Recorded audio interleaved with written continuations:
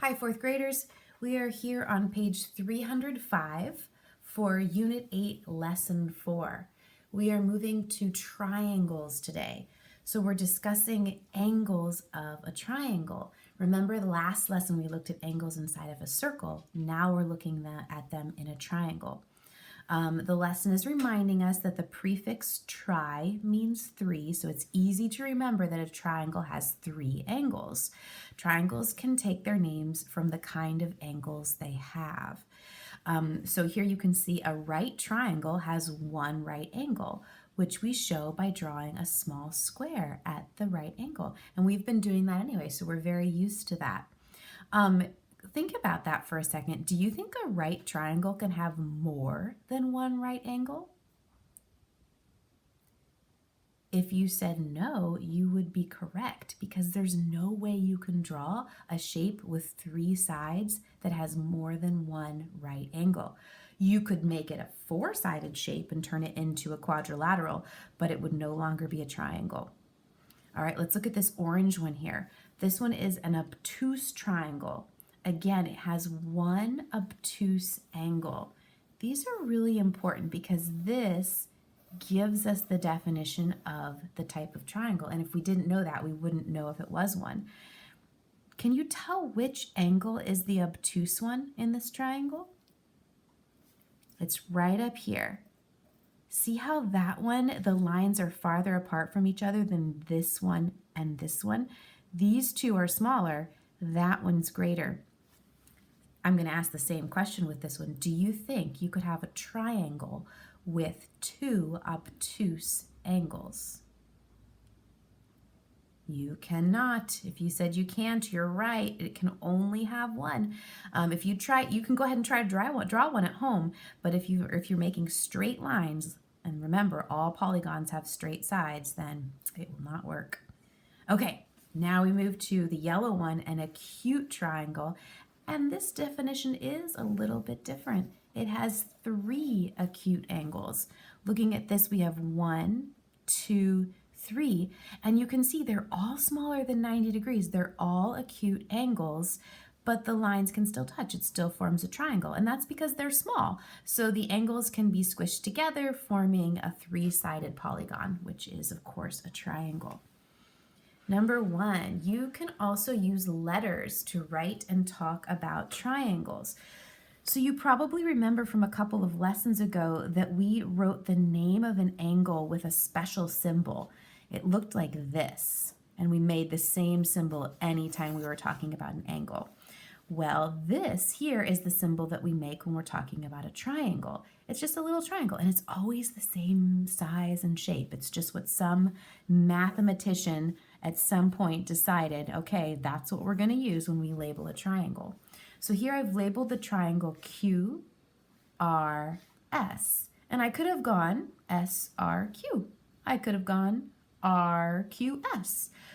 In fact, you can, if you have the time and want to, you can list the other two of the three names. Notice that you can go out of order now. You can go pretty much any way you want, not like an angle. It's not as picky as an angle. Okay, number 2, what kind of triangle is triangle QRS? How do you know? Well, let's look up here at our three choices. The only three choices we have right now, right triangle, obtuse triangle, and acute triangle. I think it's pretty obvious, right, guys? If you're looking at angle R, you can see that angle R is a 90-degree angle, which means that this is going to be a right triangle. They made it nice and easy for our first one. That's nice. How do you know? If you were answering this on your Clever assignment, you would say something like, I know this because it has a right angle. You don't have to write all that in for now, though, because you'll be working hard later in Clever. Okay, number 3, draw and label a right triangle, an acute triangle, and an obtuse triangle. Once again, I want you to do this. If you're able, if you have your book in front of you, this is a really good practice activity, and it doesn't take very long. The reason I want you to do it is because you're going to have to do it anyway, and Clever isn't going to give you really the experience of drawing out an angle that you'll get from paper pencil. Okay, so I've made my 3 angles. Hopefully you can tell, hopefully my drawings are good enough that you can tell which of them are which. So this one's right, and you can see that I put my square in there, so it made it be very obvious. Can you guess what this one is? Hopefully you're not guessing anymore. That one would be acute, and you know that it's acute because you have 3 acute angles there. And then what about this guy? That one is our obtuse triangle because it has 1 obtuse angle, 1 angle that is more than 90 degrees. So this lesson has quite a few more pages in it than our last lesson. I'm kind of looking ahead to see where we're at. Yeah, we've got a lot. So I'm not going to go through all of the activities. I'm just going to do, well, I'm going to go through all the activities, but not all the problems. So you can kind of see what to expect when you start your assignment today. Name each triangle by its angles. Explain your thinking. All right, I'm going to choose to do number 6. I remember this is one that for some reason was hard for the 4th graders last year. I can tell that that triangle is acute because all 3 angles are less than 90 degrees. And that would be my thinking. I would say all angles less than, they don't give you much space here, do they? 90 degrees. So that's how you would explain your thinking. You're really just looking at the angles and identifying the triangle that way. All right, let's look at the next page. You can do the rest of them there if you want to, and also feel free to ask me any questions about any of them. I can help you out with them. So now we're looking at triangles in a different way. It's all still part of the same lesson, but we're no longer looking at the angles. Now we're switching to the sides of a triangle. So there's still just 3 choices. The first one is called an equilateral triangle. I bet you hear a special word in there. It sounds kind of like, remember we used equal and equivalent during our fractions unit? Now we're using equal in the word equilateral in geometry, and it means all of the sides of the triangle are the same length. Now, mathematicians have figured out a really special way to show this. They use these little marks. They're called tick marks, but it doesn't have anything to do with the insect. It's just little lines, and these lines represent that they're showing us that each side is the same length. It's kind of like this represents a 90-degree angle. It's just the way we show it. So because those tick marks are there, we know that that triangle has 3 sides that are equal. Here's the second one. It's pink. It's called an isosceles triangle. And this one has how many sides that are the same? If you said 2, you are correct. Check it out. It has 2 sides. And look, they labeled them with the tick marks just like up here. But they were careful not to put one there because that side is not equal. So it can only be an isosceles triangle if it has 2 equal sides. Fun fact, that comes from a very old word meaning equal legs. So I always think of it as, like if this was a stick figure, a dude on his side, there's his arms, there's his head, there's his torso, and then the legs are coming out and they're equal. So if you can remember that isosceles means equal legs, then you will be able to remember that. Okay, then we've got our third one, which is a scalene triangle. Scalene, I don't know why, but I always think of this kind of as the rebellious triangle, and maybe that's because it seems like a snake, scalene, but nothing is equal about it. None of the sides are equal. They're all different. So you'll notice they didn't put any tick marks there. Every side has a different length. Okay, so in your assignment, they're going to ask you to identify these types of triangles. Number 17, write the letter names of the scalene triangles. All right, I get to start with scalene. I only see 2 triangles that don't have any tick marks. Do you see them? This one here is the one that stuck out to me right away. Notice that when I write the name of it, I still use this same symbol for triangle. Triangle, T-U-S. There's one more. Aha, if you said triangle D-E-F, you would be correct. Okay, write the names of equilateral triangles. I see 2 of them. Triangle BAC is equilateral and triangle QPR. Those are the easiest in my opinion because it's pretty obvious. They have the 3 tick marks there. What about number 19? Write the letter names of the isosceles triangles. I see 2 of them.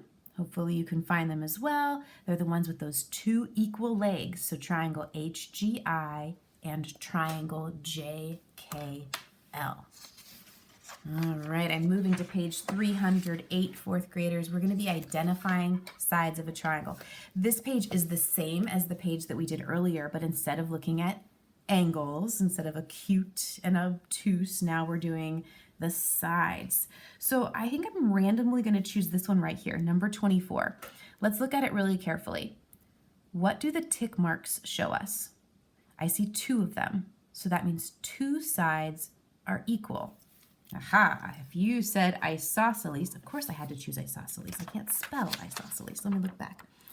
I-S-O-S, I-S-O-S, C-E-L-E-S. Isosceles. That is a word that I would like you to practice spelling. You can see that I did not practice it when I was in 4th grade, and I still have to look it up. So see if you can get that word memorized. Isosceles triangle, and then we have to explain our thinking. So I can just say 2 equal sides. And again, you do not have to finish this page. If you want to, go for it. This is a sort, and I don't think your clever assignment will have you do it, but it's just putting triangles into a Venn diagram according to their sides and measurements. It's kind of complicated, and I don't think that we necessarily need it because it's more confusing than helpful in my experience, but feel free to play on it if you want to. I know you're all looking for extra math, did you say, right? Okay, last page, page 310. Possible ways to name triangles. Draw each triangle. If you can't, explain why. Wait, what? Are some of these not drawable? Let's check it out. Can we draw an acute isosceles triangle? Oh, okay, so they've given us 2 hints here. Acute and isosceles. Well, I know acute has to have all angles smaller than 90. You know what, 4th graders? I think that if I draw an acute triangle, it's always going to have all 3 angles equal because that's really the only way you can put it together. In that case, well, now let me double check myself real quick. Nope, I'm wrong. You can do that. All I would have to do is make him taller. I was going to say in that case you could only have an equilateral triangle, but I was wrong. Look at that. Okay, now let me double check myself. First, do all the angles, are they all acute? That one is, it's less than 90. Yep, less than 90. Less than 90, okay, good. Now I have to check the other thing, isosceles. Does it have 2 equal sides but not 3 equal sides? Yes, it does. Awesome, okay, I could do that one, yay. Let's see if I can find one that I can't do. Draw an obtuse equilateral triangle. Oh yeah, this one. Okay, so obtuse, remember you have to have an angle that is greater than 90 degrees. Mathematically, if you have that angle, it's going to be impossible to have the other 2 angles be anything other than acute. So the length of these 2 sides are going to be equal, but that side right there is not equal. So it is not an equilateral triangle. Dun, dun, dun. So it's impossible, and I would write that out. If I was having you guys write things out, we would explain why. I would imagine on Clever it's going to give you things like this, where you have those drop-down arrows and you have to fill in the blank. If a triangle has an obtuse angle, then it cannot be an, well, if it has one obtuse angle right there, it cannot be an equilateral triangle. My recommendation to you as you go through this assignment today would be to have a piece of scrap paper beside you and do some sketching. That's the easiest way to figure these out. And Clever should do a really nice job of taking you through it. If you get it wrong, it should prompt you to fix your mistakes, and hopefully you'll be able to figure it out. Remember to use our private comments section if you have any questions during math for me today. And then don't forget to click Turn In at the end of your math assignment. Have a good day.